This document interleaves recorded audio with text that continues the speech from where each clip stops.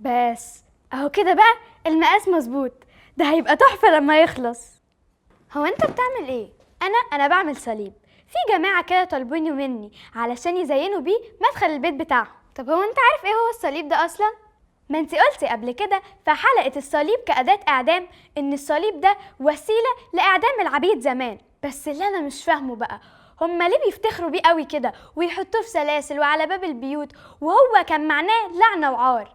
عندك حق، قبل المسيح كان الصليب ده حاجة تكسف وما كانش فيه حاجة تشرف خالص، لأنه دايما كان مرتبط بالجريمة وعقاب العبيد. لكن المسيح كان مشهود ليه من الجميع بالقداسة. المسيح حول المعنى ده لفخر، لأنه استحمل لعنة الصليب علشان يرفع عننا إحنا اللعنة اللي دخلت للعالم بسبب خطية آدم. شوف حلقة ليه يسوع اختار يموت بالصليب وانت تفهم ازاي شال عننا اللعنة. بولس الرسول قال في رسالة غلاطيا 6:14: وأما من جهتي فحاشا لي أن أفتخر إلا بصليب ربنا يسوع المسيح الذي به قد صلب العالم لي وأنا للعالم. صحيح الصليب كان أداة إعدام بشعة، لكن احنا دلوقتي بنفتخر بيه لأنه سبب فدائنا وحريتنا. ورغم أنه كان أداة للموت، لكن المسيح استخدمها وحولها لطريق للحياة، وهو كان الطريق الوحيد للنجاة من عبودية الخطية وسبب الحياة اللي المسيح اداها لنا.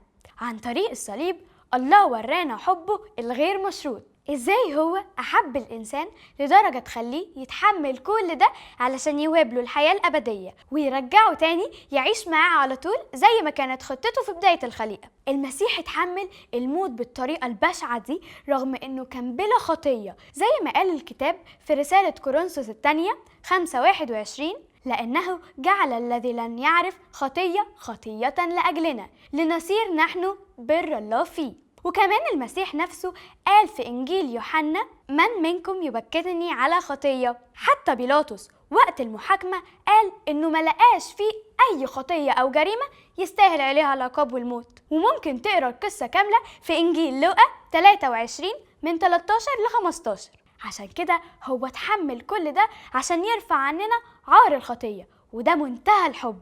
الصليب بالنسبة لنا مش رمز للعار، ولكن هو رمز لقوة الله ومحبته العظيمة لينا، زي ما الكتاب بيقول في رسالة روميا 5:8: ولكن الله بين محبته لنا لأنه ونحن بعد خطاه مات المسيح لأجلنا.